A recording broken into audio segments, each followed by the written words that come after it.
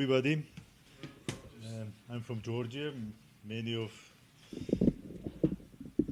Israelis already traveled to Georgia, but we are Georgians very proud that we had 3,000 years of history of good relationship with Jews, and unfortunately we have less Jews now after Soviet Union, but we are still very happy to communicate and have business and etc. So I am representing a free market think tank, which is in Georgia. But we started in 21 years ago, this institute. But even before, during the Soviet times, I was very active, and I was one of the first maybe who predicted the Soviet economy would not stand more, because the central planning was absolutely wrong system, and I worked in the system inside, and I observed how difficult it was every year. Not every year, every day was more. And when they started even reforms, it was even worse, because these reforms were not about free market, but about how to reorganize the central planning, which was absolutely stupid idea. So when Hans was talking about the bureaucracy in Soviet Union, I observed this by myself, and I can tell you many stories. I recently published the website of our Eastern Europeans. This is forliberty.eu. There's some stories about Soviet Union. I would recommend you to read them, because these are kind of demonstration what were the problems in Soviet Union. I'm dedicated to write more about these things, because as I said, not so many people understand what was really wrong in the economy of Soviet Union. There can be some theoretic talks about this, but not much less the about the reality. So, but what was the nomenclatura thing that nowadays, for instance, they are pushing us, the Westerners are pushing us to introduce the healthcare system, which is another collectivist idea, which is giving you the government provided healthcare and for everybody. And when you think what was in the Soviet Union, this was, of course, collectivist healthcare in Soviet Union. It failed absolutely, and you needed to pay for everything, the bribes in reality, because we were calling these bribes because it was illegal, and in reality it was the real payment for the service. But that was the same in the education, in many other sectors. So when you talk about healthcare in Soviet Union, so this was the real elitist type of healthcare, because the ordinary, absolutely bad quality hospitals were for everybody, but the elites, they had their own hospitals in somewhere. And for ordinary people, it was not achievable to go there. And this was the same with schools, etc., etc. So, but when Soviet Union collapsed, we started new life, independent life, and free market life. I swear nobody was crying about Soviet Union in Georgia, because Georgians, Jews, Armenians who lived in Soviet Georgia, they were entrepreneurs. They were always doing some business. So nobody was saying that, oh, we needed this, etc., etc. So we moved to the private sector very quickly, and people went to the streets and selling everything they could sell, etc., etc. So this is the reality. But on the other hand, what we observed then, this was a kind of big surprise for us, that Westerners were teaching us how to recreate socialism in our country. And I'll give you two examples. This is the taxation and regulation. Taxation for Georgia was created by the International Monetary Fund. They created a special kind of tax code, which they sent to many Eastern Europeans and told them that this is the model of tax system, you should have it in your country. So And you can imagine the name was the tax code of the nation of Taxistan. This was a name. Believe me, it was a name. The tax code of Taxistan. So when after 3 or 4 years, we understood that there were already 4,000 amendments in that tax code. We understood what was the reality behind it.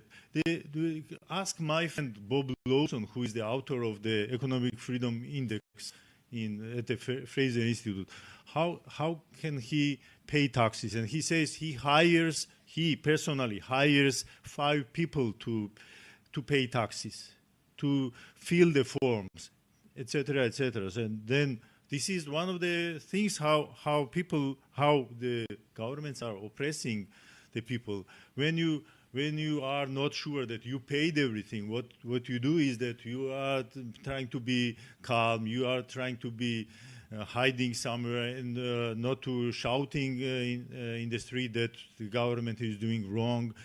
And in many cases, when you know that government is overspending and wasting money, you prefer to stay at home and not going to the streets to strike against the government. For instance, the pack of cigarette in Georgia is like from 6 to 7 lari. Lari and shekel are equal, by the way. And from 7 lari, 6 lari is the tax.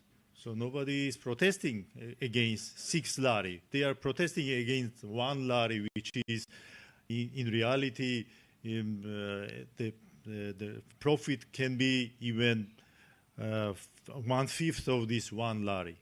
Believe me, profit is 1/5 of 1 lari on 1 shekel. Yeah, and he takes 20 tetris, and the government takes maybe, I don't know, 15 times more. But they are always pushing the businesses. Why you are having such high prices? Yeah, and the second thing is about regulations. Try to read all kind of regulations, and you will be thinking that it's impossible to fulfill all the regulations. It's impossible. And then it's not only about one of my favorite economists in the U.S. This is James Gortney, who is the author of the Economic Freedom of the World study, and he in his book, Common Sense Economics, he says that the expenses, the costs of the taxation are not only the tax money, but you are paying for all the filling all the forms, for the auditors. Those are also the other side, that there are regulators, there are inspectors, there are many guys who need to teach you how to do these things, and etc. And then we went to the COVID period, and I will finish very soon. During the COVID period, there was one thing definite that many people understood. There was such a high emotion that in these kind of big events, we need somebody strong who can take the responsibility, who can buy the masks, who can bring us the vaccines, and one of our greatest politicians said that when you are Ronald Reagan, he was saying that when you are increasing the power of the government, then you are decreasing the freedoms, of course. So step by step, we are losing our freedoms with these kind of things. And we never try to understand how to stop this in future. We need to have some kind of mechanism how to stop, how to make red line visible for the politicians. And I finish with the Georgian experience. In 2011, Georgia implemented the amendment in the constitution which is prohibiting government to increase tax rates without referendum, or implement new tax without referendum. And what I call this is a kind of rebel of individual against the majority, because you can imagine what happens with the individual. I am against of high taxation. What can I do?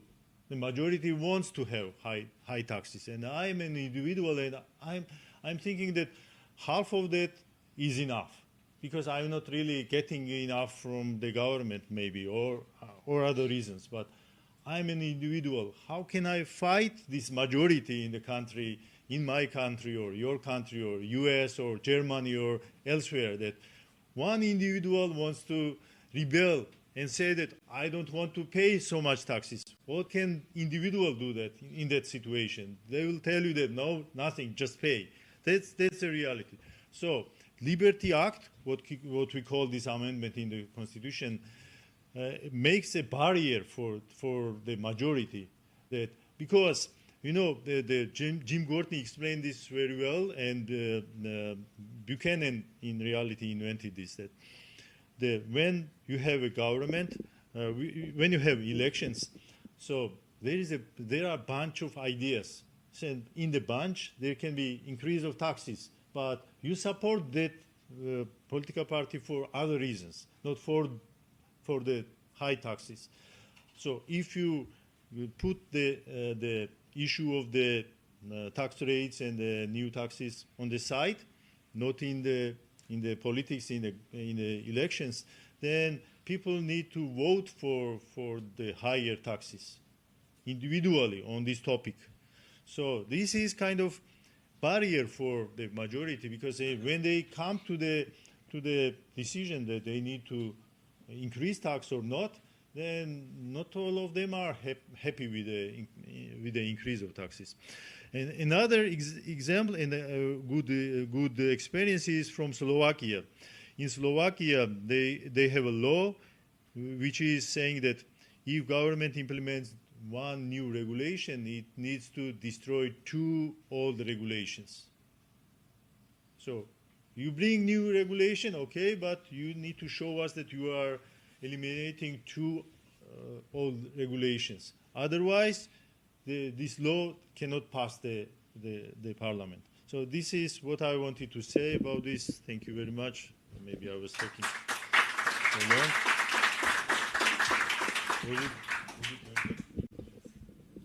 Yes, if there is any question, or if somebody wants to give a remark. Yeah, how to travel to Georgia. Let's see if... How is Batumi? Or Batumi, there are 5 or 6 flights every day. So, so anyway, maybe you have questions to Barbara and Hans. Or? Now, how does the people of Georgia react to the Liberty Act that you... So I need to... Yeah, I need to say that with our Soviet past, we were ready for the market, because half of Georgian Soviet Socialist Republic was the illegal economy. Half of the economy was illegal. So only bad thing was that there was a wrong practice, of course. That some people were thinking only that business can be done only through bribes, and that was.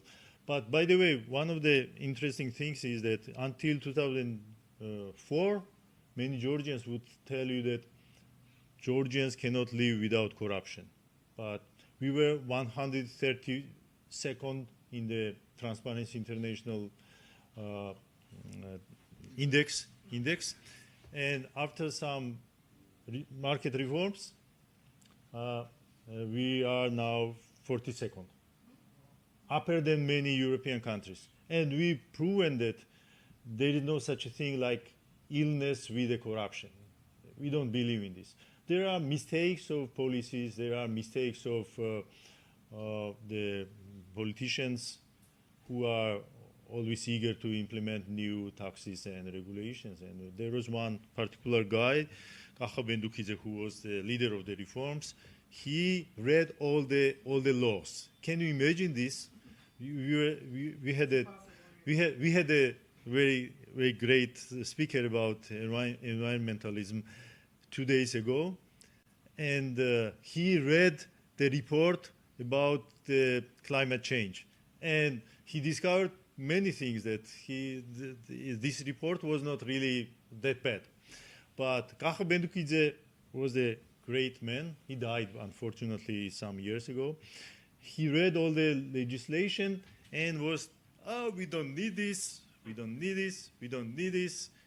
He eliminated 800 permits and permissions and licenses, 800 out of 950. And guess what happened? Next day, there was no corruption. Because this corruption is how to avoid the rules, not to how to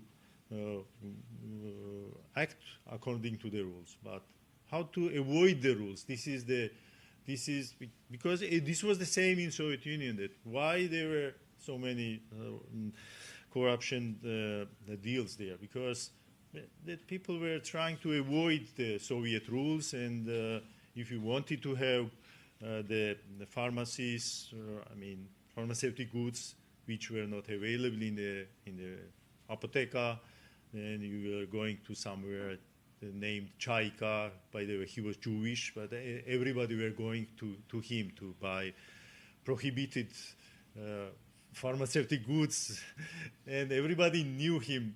And why it did not help? We were talking about so many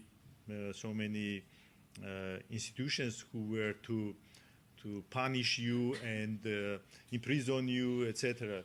For instance, there were private tutors, completely prohibited. They were fighting them, they were imprisoning the private teachers, but then even KGB guys understood that their children needed the private teachers also. It's ended with this. This is the reality.